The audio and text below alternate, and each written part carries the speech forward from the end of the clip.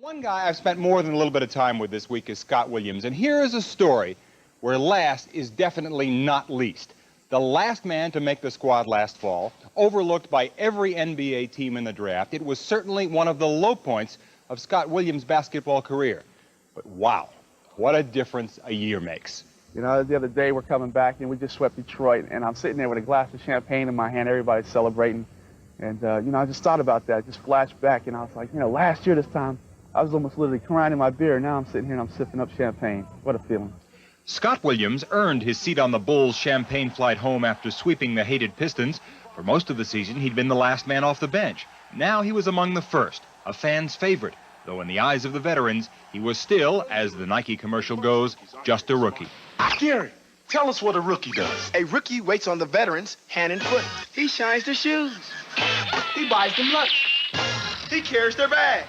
He washes their cars. Is that the way it is?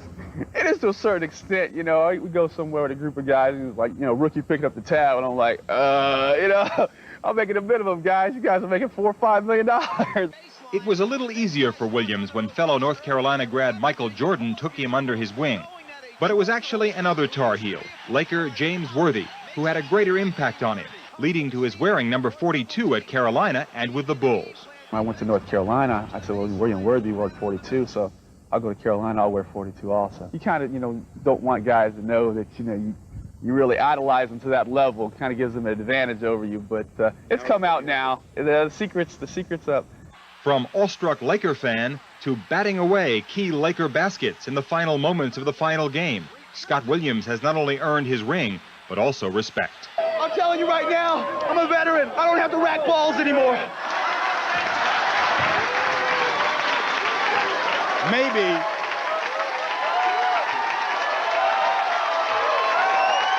it's because they're both Tar Heels, but Scott Williams sometimes even sounds a lot like Michael Jordan, talking more about his love for the game than multi-million-dollar contracts. Still, it's pretty clear that Scott's days of playing for the NBA minimum are just about over, Bill.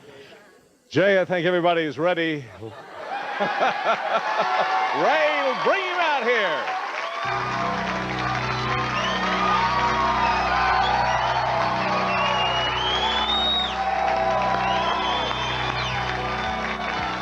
In his rookie season, a 6'10" center from North Carolina, Scott Williams.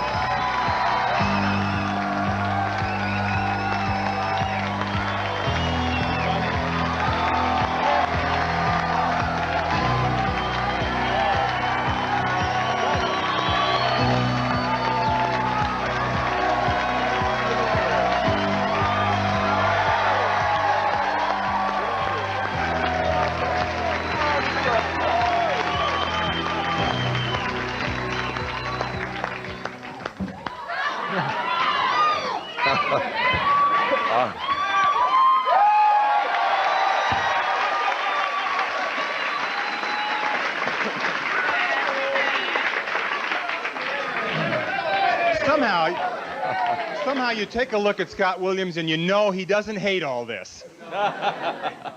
Scott, we were talking in Los Angeles about exactly what it felt like playing and being on center court after sitting up in those cheap seats at the Forum all those years. Tell us about that.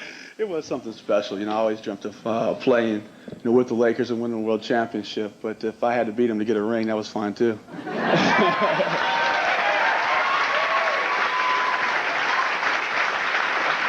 Tell us about the time that James Worthy should have been listening to Pat Riley and instead was fooling around with you.